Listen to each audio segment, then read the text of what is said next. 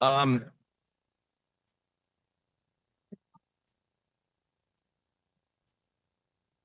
can, Hi, we're about to get started. Can you please silence your cell phones so that they don't go off? I'm Anil Kashyap. I'm one of the directors of the Clark Center that hosts this conference, and we're delighted to be able to host Chair Powell.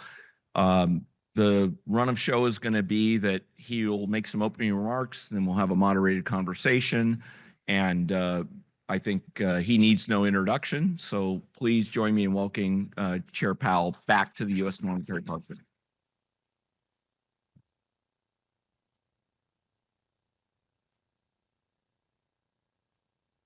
Thanks very much, Anil. It's great to be here and see a lot of familiar faces. I'm glad that it turns out we don't actually have a majority of the FOMC here, so we can speak to each other without violating the government of sunshine law. So I have some brief remarks about the economy and the path of policy, and then I look forward to our discussion. Despite elevated levels of uncertainty, the U.S. economy continues to be in a good place. The labor market is solid, and inflation has moved closer to our 2% longer run goal. At the Fed, we are intently focused on our dual mandate goals given to us by Congress: maximum employment and stable prices. Turning to the recent data, the economy has been growing at a solid pace. GDP expanded at a 2.3% annual rate in the fourth quarter of last year, extending a period of consistent growth that has been supported by resilient consumer spending. Recent indicators point to a possible moderation in consumer spending relative to the rapid growth over the second half of 2024. Further, recent surveys of households and businesses point to heightened uncertainty about the economic outlook. It remains to be seen how these developments might affect future spending and investment. Sentiment readings have not been a good predictor of consumption growth in recent years. We continue to carefully monitor a variety of indicators of household and business spending. Turning to the labor market, many indicators show that the labor market is solid and broadly in balance. The jobs report released this morning showed employers added 151,000 jobs to payrolls in February, and the unemployment rate ticked up 0.1% to 4.1% last month. Smoothing over the month-to-month volatility, since September, employers have added a solid 200,000 jobs a month on average. The unemployment rate remains low and is held in a narrow range between 3.9% and 4.2% over the past year. The jobs-to-workers gap has narrowed, and the quits rate has moved below pre-pandemic levels. Wages are growing faster than inflation and at a more sustainable pace than earlier in the pandemic recovery. With wage growth moderating and labor supply and demand having moved into better balance, the labor market is not a significant source of inflationary pressure. For inflation has come down a long way from its mid-2022 peak above 7%, without a sharp increase in unemployment. A historically unusual and most welcome outcome.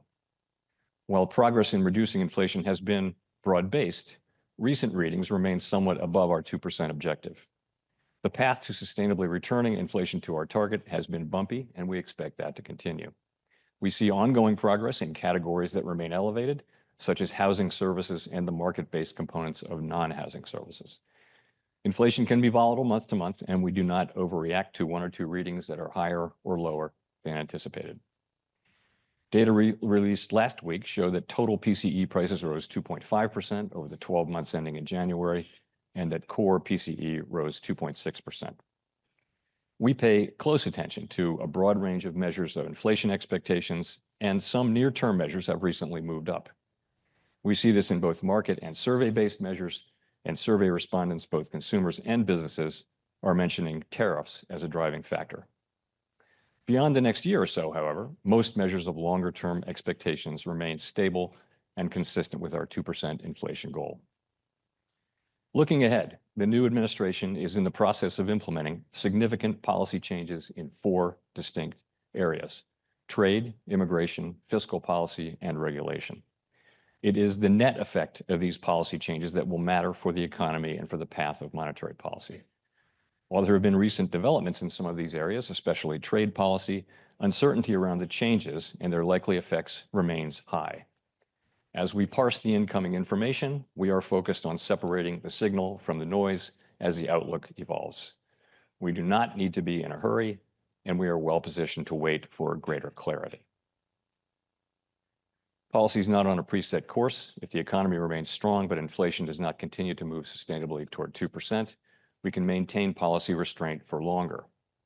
If the labor market were to weaken unexpectedly or inflation were to fall more quickly than anticipated, we can ease policy accordingly.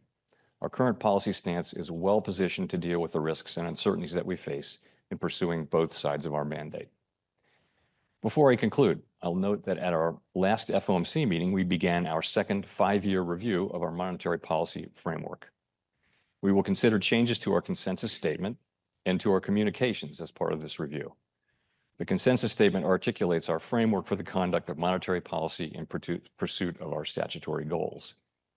We will consider the lessons of the past 5 years and adapt our approach where appropriate to best serve the American people to whom we are accountable. The 2% longer run inflation goal will be retained and is not a focus of the review. This public review will be familiar to those who followed our process 5 years ago. We will hold outreach events around the country involving a range of parties, including Fed Listens events. We're open to new ideas and critical feedback. We will host a research conference in Washington in May. Our intent is to wrap up the review by late summer.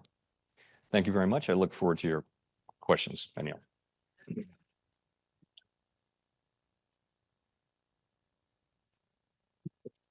All right, thanks for that. Before we get into the current conjuncture, is there anything more you can share about where you think the framework is going to land?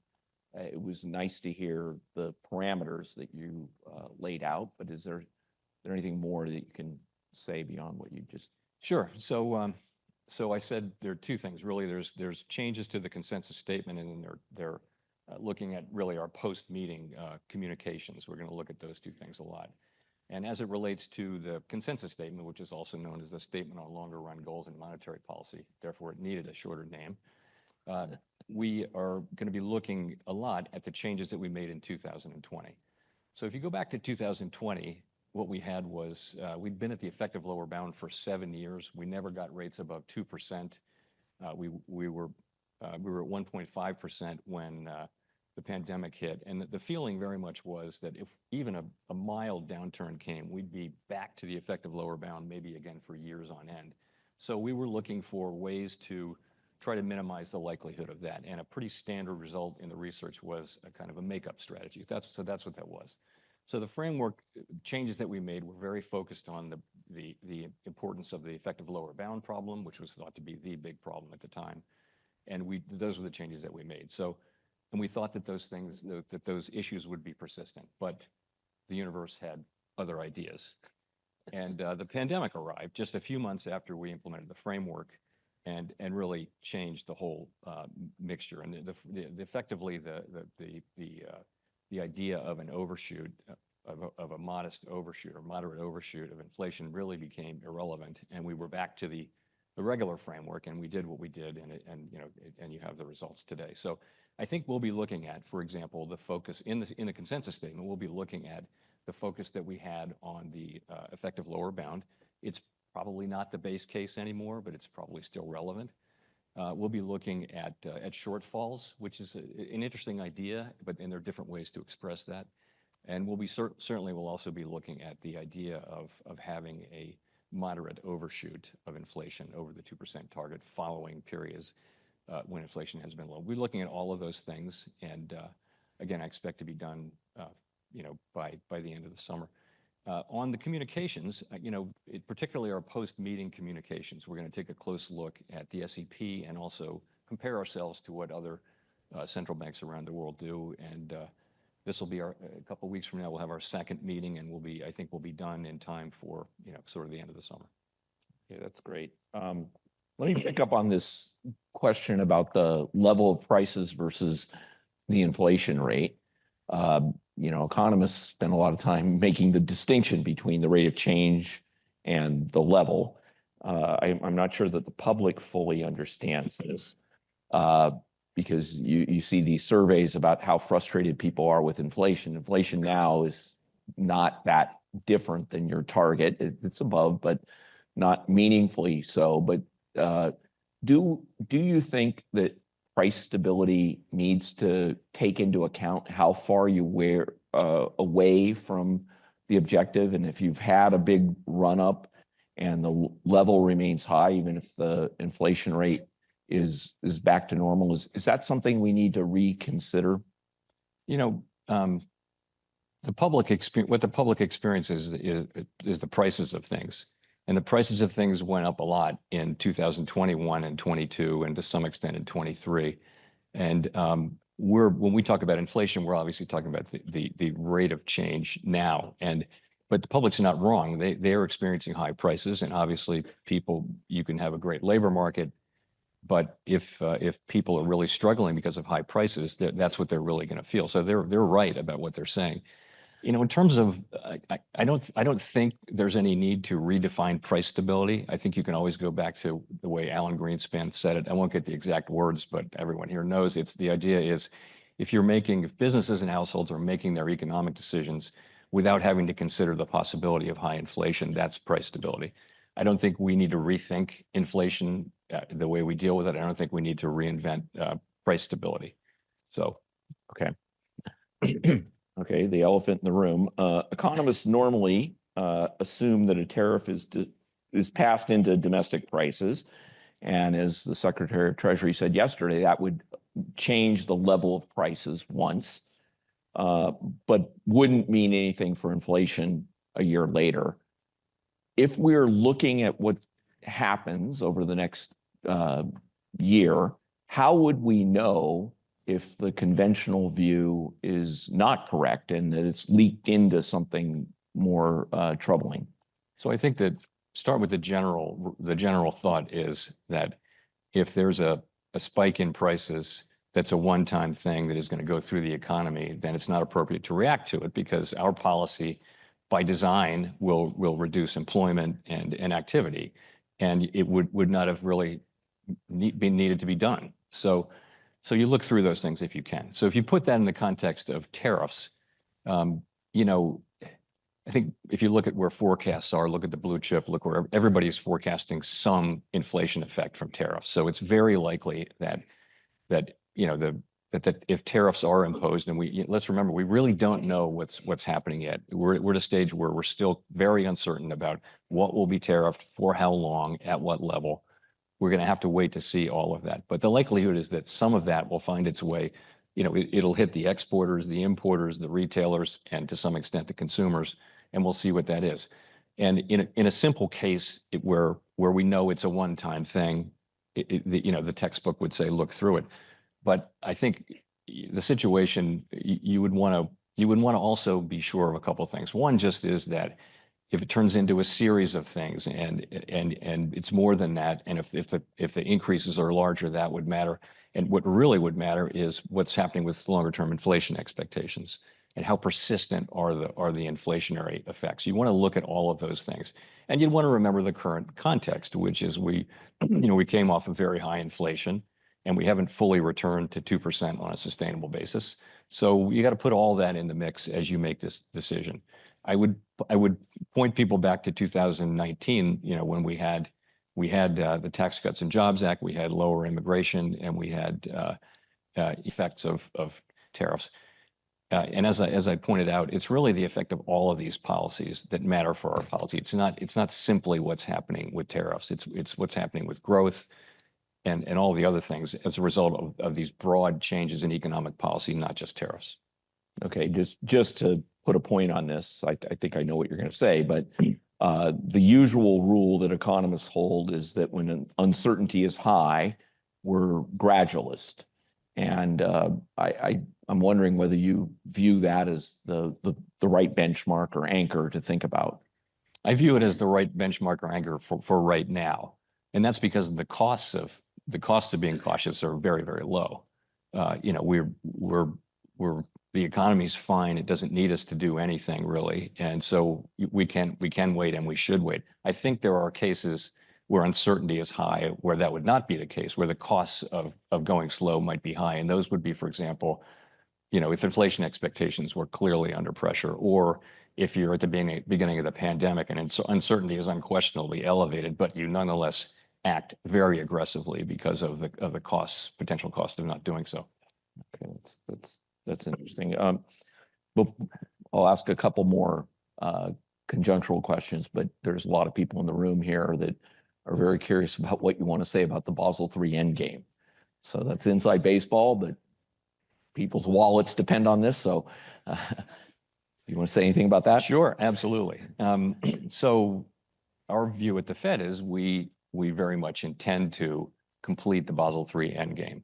And we think that's very important. We think that the Basel Accords really are important to set sort of minimum standards for international banking around the world.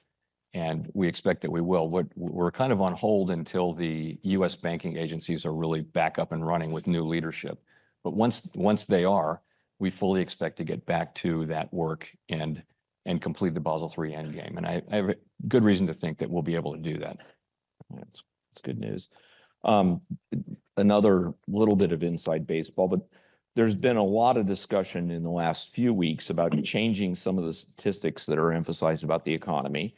And the Commerce Department recently disbanded the Federal Economic Statistics Advisory Committee. And I know during COVID, you felt like there were many indicators of the economy that were kind of broken or not so helpful. So do we need to worry about whether the Fed's ability to do its job might come into question because of deficiencies in the statistics?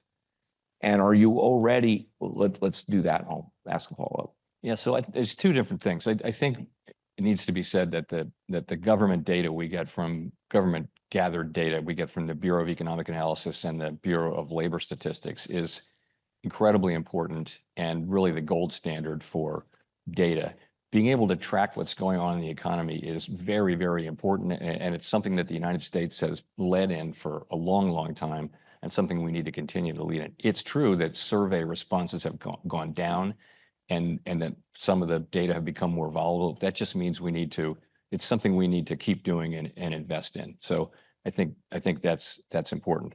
On the pandemic data, that's a different thing. You needed to measure things like how many people are going to restaurants, how many, you could look at open table data and things like that. So there were lots and lots of pieces of data we were getting about that showed how many people are coming back to work, riding the subway and that kind of thing. And that was important. It turns out all that data isn't super relevant except in an emergency. The other thing is though, at the Fed, we've always, for some time now, we've been, trying to work with these very large data sets that are available in real time now, for example, from credit card companies and things like that. And, trying to use these new and vast data collections in a real-time way, is something that's really helpful. Okay, I was going to ask you about whether or not there's some favorite private sector statistics that you think everybody should be looking at, but it sounds like you've just given us a hint on that. Let me ask a couple longer term questions. I know you're not in the job of reflecting yet, but when we look back at the rise of inflation and then its decline, what do you think the lesson's going to be about what we've just lived through? Yeah, so I think it's actually still early to say. I think the question of what happened and why and what all those questions around the events of the pandemic and the inflation and the efforts to bring inflation down. Economists are going to be battling over that for long after all of us are gone. But I would say a couple things. One thing is just that the tails are fatter than you think. However fat you think the tails are, they're fatter than you think. And human nature is, we always talk about uncertainty and how we understand everything's highly uncertain. We say it all the time. The tails are fatter than we think. So nobody saw the pandemic coming. Obviously, it wasn't reflected in our framework. When it came, we just went back to the old framework and dealt with it. But it was, there's always possible. That's one thing. Secondly, I think if you look, I talked about this at Jackson Hole last year. If I look back and it looks to me like what you had was a global burst of inflation everywhere at the same time. And it largely, you got to look at global factors. And it amounted to very strong demand, stronger than we thought. I don't think we had, the forecast error was two parts. Part one was demand was just stronger than we thought. It really was. We had in mind, the recovery from the global financial crisis, and instead we got this really high-powered response, expansion, recovery. So the other side is the supply side. The supply side was constrained. We lost 8 million workers, and it took a long time to get them back. And it was also all of the supply stuff that was happening. That took longer than we thought to unsnaggle. And we'd never seen it before. We knew in real time that it was going to be really hard to get that right. But so those two things created inflation globally, and central banks stepped in, and pretty broadly, we're back to close to mandated inflation and employment close to the natural rate, not just in the United States but everywhere. So in a way, the framework worked, but I think we learned some of those lessons, and we'll still be learning them. Okay, one other question in this direction. The U.S. has actually had the fastest recovery of all the major economies.